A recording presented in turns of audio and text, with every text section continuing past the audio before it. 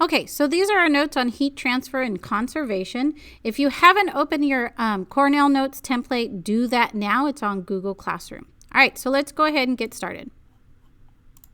All right, so our essential question here for our notes is, how is heat transferred in phase changes? So we're going to talk a little bit, review a little bit about heat transfer, and then how does that affect phase changes, okay? So radiation is our first one that we'll talk about, and it is energy transfer from electromagnetic waves, which we just talked about, the EM. And one good example that we definitely know is those EM spectrums or EM waves from the sun coming to the earth, and it heats up the earth. So that is an energy transfer or heat transfer from the sun to the earth, and it's through radiation. Conduction is our next one, and it is a direct transfer between objects in direct contact with each other. So an example of that is like a candle and you have a metal stick held over it. So there's actually two conduction reactions going on here, or transfers. It's the heat or energy of the candle transferring to the metal poker, and the metal poker transferring now to your hand. Remember, it always goes from warm to cold. So it'll go from the candle to the metal object to your hand. So this is conduction. Everything is touching, and that's what conduction is. Convection is our last one we're going to review. And convection is the energy transferred from particle movement in liquids or gases. So a good example of that would be a tea kettle. So the water here is not directly touching the fire, but it is increasing and getting energy. Remember, temperature is a measure of kinetic energy. So the more kinetic energy something has, the higher the temperature is. So of course, the water in a tea kettle is going to increase in temperature. It's taking the heat here from the stove and making those molecules go faster and faster and faster and faster and increase in temperature, okay? Okay, so we just reviewed 3 types of heat transfer, okay? There's 3 types, and they're all in this picture here, if you want to look. So you have radiation, which is the heat of the fire going to the hands. You have conduction here from the fire touching the pot. And then you have convection, where it's heating up the water and it's turning into vapor. And so also this is convection as well, as it heats up the gas. Remember, convection only deals with liquids and gases. All right. So there's a couple of laws that we deal with here when we're talking about energy transfer, and then we call that thermodynamics. Thermo means heat or heat, and so we call it thermodynamics, okay? So the first law of thermodynamics is the law of conservation of energy. And what does that mean? It means the total energy remains constant or is conserved. That means energy cannot be created or destroyed. The amount of energy we have here on Earth is what we have. So everything is just transferred from one object to another, but it's never lost. So if you remember in biology, even with the mass transfer, like if something dies, its energy and mass is then sent back down into Earth and recycled back into the system. So we still use that here in chemistry, but we really focus on energy, okay? And it's in a system and its surroundings. So it's just within a system and its surroundings. So just like a pot on the stove, the heat and energy from the stove goes straight into the pot, and all of that then goes into the water, and it causes the water to heat up. Okay. So there's a couple reactions we're going to talk about, and we kind of alluded to them a little bit in our ice demo. Okay, the first one is an exothermic reaction, and it gives off heat or energy, and an object's temperature decreases while the environmental temperature increases. So what does that mean? It basically means the energy of that substance is being transferred out. So that's why we call it exothermic. It's like the heat and energy is exiting the substance. And then there's endothermic, which takes in heat or energy, so it absorbs it, and it's an object temperature increases while the environmental temperature decreases. So then it's a flow from the environment to the object. So if we think about the ice hand demo, if you held a piece of ice in your hand, and the temperature of that ice started to increase. So this is where we have that endothermic reaction with ice. And it's taking the heat from your hand, which is the environment.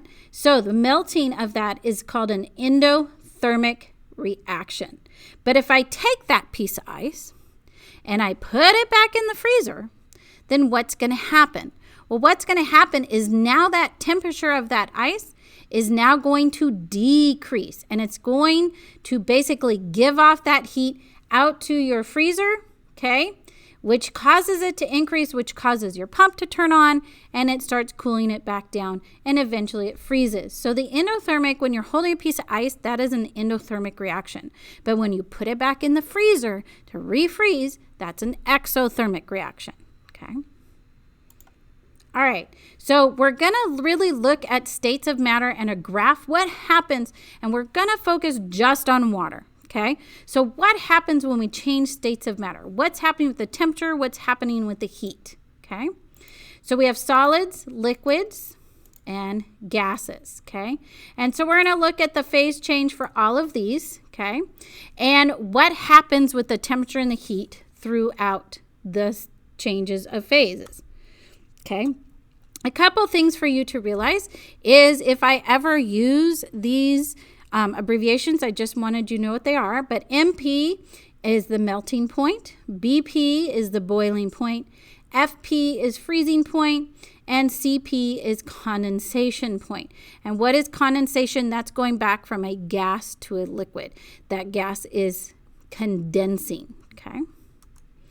All right, so remember, we can go from ice to liquid to vapor. So we can go from ice to liquid water to gas or vapor, and we can go back again. We can change between these phases as many times as we want. So remember, 0 degrees Celsius is the melting point and the freezing point. So it's the same point. At 0 degrees Celsius in your hand, that ice was melting at 0 degrees Celsius, okay? It was also, when you put it back in the freezer at 0 degrees Celsius, freezing again. And then 100 degrees Celsius for water is the boiling point and the condensation point. So for most substances, the melting point and the freezing point will be the same temperature, and the boiling point and the condensation point is the same temperature. Okay? So this is a graph. We usually do a lab here in class of a piece of ice or a bunch of ice. Okay? And so what is happening, and don't worry about this C yet, specific heat, those are in our next notes, okay? So we start here, at here, okay? And this is 0 degrees Celsius, this is 0 degrees Celsius, 100 and 100. We're going to play with one of these graphs later. But remember, as we go through this phase change, so this is something heating up. So you can see temperature, and it's heating up. It's still a solid, okay? It's still a solid throughout this whole thing until it hits this point right here. So, okay, it's still a solid, okay? It hits this point right here, and this little flat line, it is where we are actually changing phases to liquid. So when you change a phase, and it's called the heat of fusion, this is where we go from a solid to a liquid. When you actually go from a solid to a liquid, your temperature does not change. Why? It's still taking in heat, Mrs. V. I don't get it.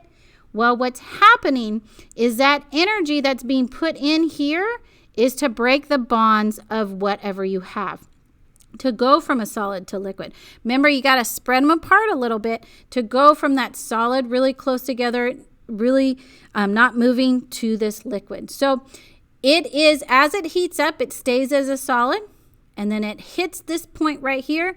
This is when it starts changing phases over to liquid. So you'll have ice and liquid here until this point. And at this point, you will have all liquid. So once everything is melted through the heat of fusion, then what's going to happen is it's going to start heating up again.